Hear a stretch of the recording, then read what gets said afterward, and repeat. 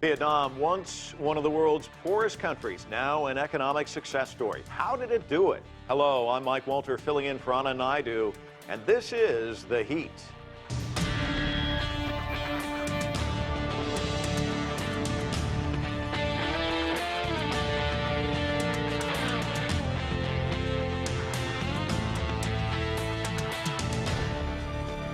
Vietnam will be the focus of international attention next week when U.S. President Donald Trump and the leader of the DPRK, Kim Jong-un, meet for talks in Hanoi.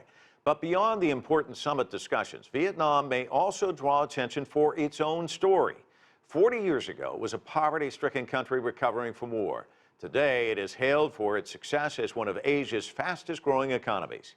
But how did it make that happen, and what are the challenges ahead? We begin with this report from CGTN's John Gilmore.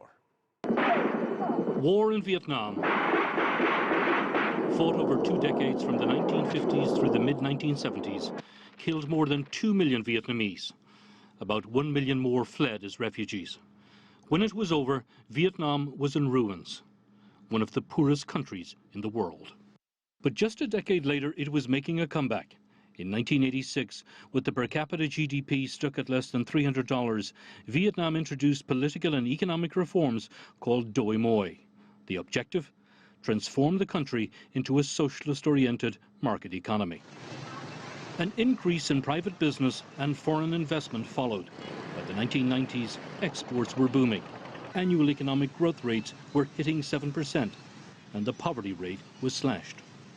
In 1995, Vietnam joined ASEAN, and in 2007, it joined the World Trade Organization.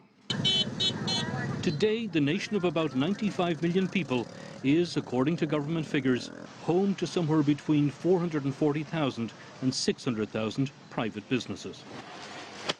Trading with countries around the world, it is a leading exporter of clothing and textiles.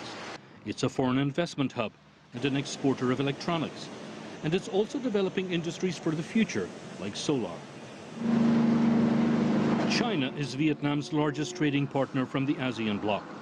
In 2018, trade between the two countries reached about $10 billion every month. Both sides are working towards improving bilateral ties and developing closer economic cooperation. That involves projects like China's Belt and Road Initiative. Meanwhile, Vietnam had more good economic news to cheer about in 2018. Its gross domestic product grew by just over 7%. That's the highest level since 2011. Over half the population is under 35, and the middle class is growing.